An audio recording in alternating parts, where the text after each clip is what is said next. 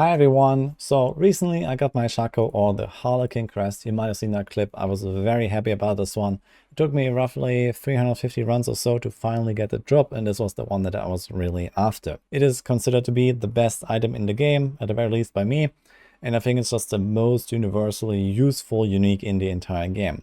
Almost every single class, almost every single build can use this or wants to use this or has this as their best in slot. There are some exceptions, for example, Tornado Druids with Tempest Roar. Some Necro builds might not necessarily want to go for this. So not everyone really wants to go for this. But generally, I think the power of this item cannot be overstated. It has 4 to all skills, which gives you, first of all, roughly 20% DPH for your main skill most of the time. And then it gives you basically a defensive aspect for free on top of that, like a might aspect, which is one of the better defensive aspects. And that is up permanently. And on top of this, you have amazing stats, the life, the resource, the cooldown. The all stats are useful and they all roll really high. So obviously this is a very powerful item. However, simply equipping it can come with its downsides.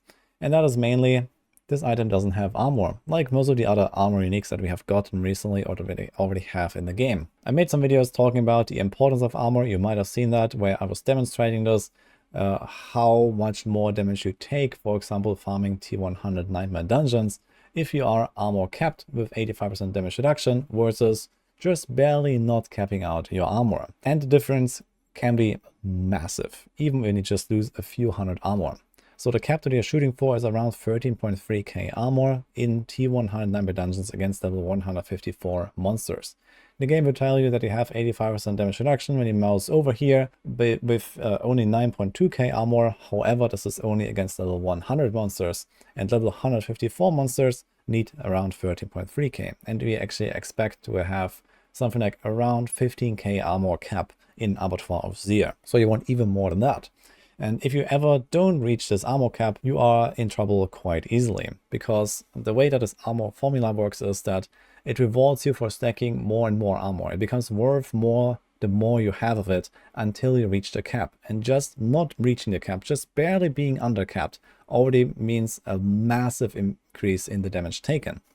So now, for example, when I'm capped with 85% damage reduction, and then I equip the Shako here, I go down to 11.9k armor on my rogue. And you might think, that is still pretty good, you know, close enough. But the truth is, it's not really close enough.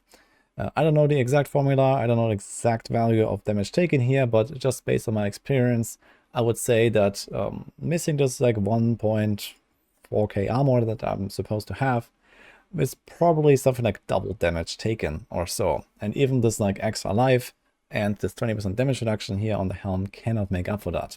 Not even talking about that we actually lose the 20% damage reduction from this aspect here. So it's kind of like a zero-sum game. So in total, you become a lot more squishy as long as you are not armor capped. And then you have to compensate for this in other means. Lately, I've been going through all of my planners here. I've been updating Maxwell guides, and I actually added uber unique variants to all of those planners. So you can find them here on my Discord. Link is in the description, by the way. There's the Woody Builds channel. I always curate this channel, so you can always find the stuff that I'm playing. You can find my Maxwell planners here. And now, for example, when we take this PenRF planner, I'm gonna pull this up here. I have these different variants here. So there's usually like a levering variant and like a codex variant, etc. And then here, for example, I started creating those uber unique variants so that you can kind of get a picture of what kind of changes you need to do in order to actually fit those in. So the regular build looks like this. We have the might aspect, we have the armor on the helm, and then we have something like, for example, here a rapid legendary. And then for Uber Uniques, basically every single rogue build wants the Doombringer. It's just insane amounts of life. And then basically every single rogue build also wants the Harlequin crest. And this is kind of like a similar story for most other builds on other classes. It doesn't have to be only rogue. It's just such a strong item. Same for the Doombringer, they are really powerful. Not every Uber Unique is necessarily very powerful, like Melted Heart of Zir is an extremely niche item. So this is something that is mostly reserved for the Barbs and for the Zorks right now. And then we have the Starless Skies. That is like pretty pointless, like there's almost no one that really wants that in like any build almost. So this is kind of like a niche thing right now that I expect to get a massive buff soon anyway. And then there's like the Alvarion stuff, the Shrine stuff that I talked about in another video that might become a pretty crazy item in Abattoir of Zir in particular. But in general, You can find those uber unique planners here in my own planners and in the Maxwell guides. So you will see that here. And the general adjustments that you have to make to include them is, first of all, is the resistance still capped? And then is your armor still capped?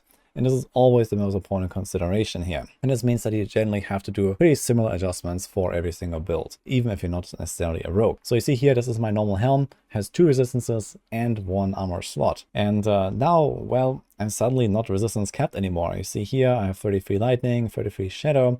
So now I could put like a gem here and a gem there, and I would be capped again, but then I lose even more armor. If I drop those 2 skulls, I'm gonna go down to like 11k armor, for example, and I'm even further away. So it's not really that easy to figure this all out, especially if you also have to kind of include other uniques. For example, Theobald's Will is a very prominent item right now.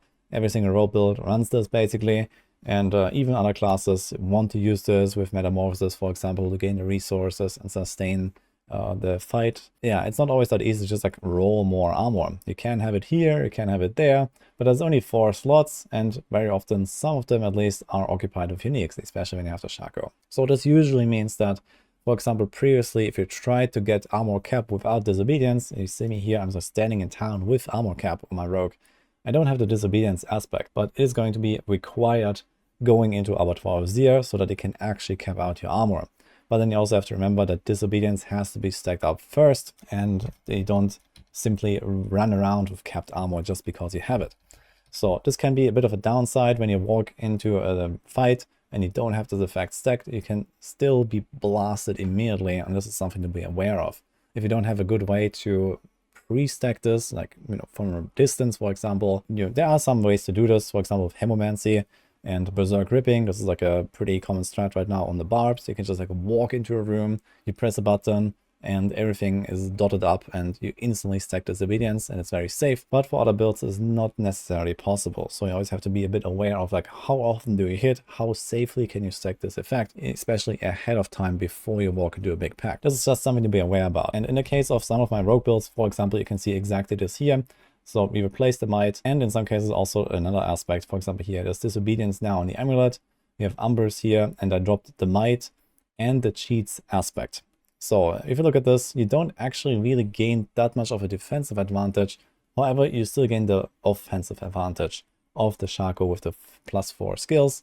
And that obviously also has some other perks, like for example, reducing the cooldown of your utility skills. So stuff like dash has lower cooldown, stuff like Steel Grass has lower cooldown, shouts become more effective, your teleport has a shorter cooldown, your flame shield lasts longer, these kind of things. So there are these extra perks that the Harlequin Crest brings, but you always have to be aware that you can't just equip it and be totally fine. You always have to make sure that when you start getting those uber uniques, you have to slot in enough of the resistances and enough of the armor. And for example, in this case here, as a rogue, I can't figure out my resistances that easily without actually rolling it on the helm here.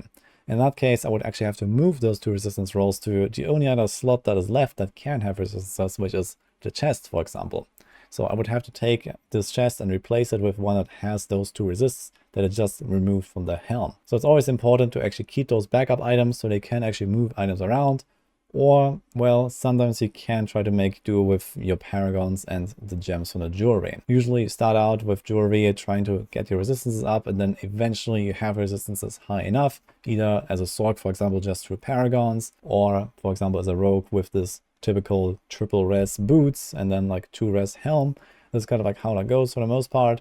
But then you have to kind of like cut back on some of the other defenses that you get. In the end, Shako actually doesn't turn out to be such a crazy advantage when you think about it. That being said though, especially for builds that have a lot of those utility skills that also get some of those extra perks, like reduced cooldown, for example, and you can really profit from this all skills on like various avenues. And for builds that need a lot of resources, this is an insanely good item.